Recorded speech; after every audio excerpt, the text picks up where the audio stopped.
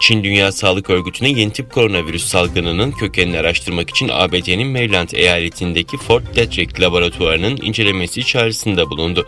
Xinhua'nın haberine göre Çin Dışişleri Bakanlığı sözcüsü düzenlediği basın toplantısında COVID-19 salgınına ilişkin soruları yanıtladı ve ABD'nin bu konudaki tavrını eleştirdi.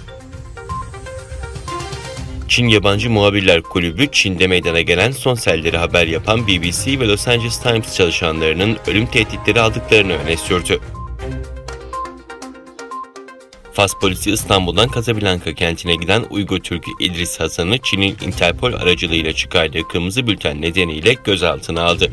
Sosyal medyada Fas yönetimine İdris Hasan'ı Çin'e iade etmemesi yönünde baskı başlatan kampanyaya Uluslararası Af Örgütü de destek verdi. Af Örgütü'nün yetkililer gözaltına alınan Uygurları Çin'e sınır dışı etmemeli başlıklı çağrısında İdris Hasan'ın Çin'e iade edilmesi halinde bu ülkede keyfi gözaltı ve işkence riskiyle karşı karşıya olduğu hatırlatıldı.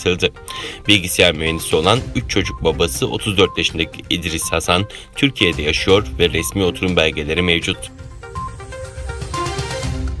Pakistan'la Suudi Arabistan'ın ekonomi başta olmak üzere çeşitli alanlarda ikili ilişkileri geliştirmekte mutabık kaldığı duyuruldu.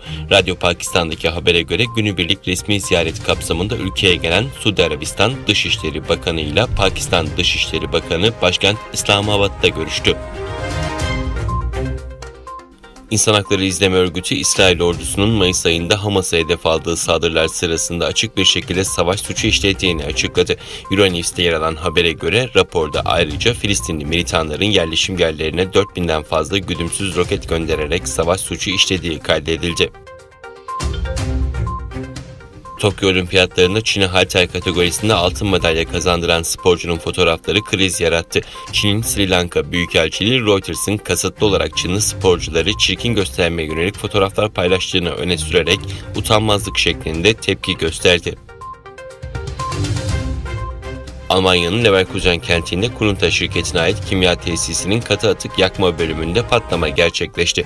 Leverkusen kent idaresinden yapılan açıklamada patlamada 2 kişinin öldüğü belirtildi. Açıklamada 4'ü ağır, 16 kişinin yaralandığı, 4 kişinin kayıp olduğu bilgisi paylaşıldı.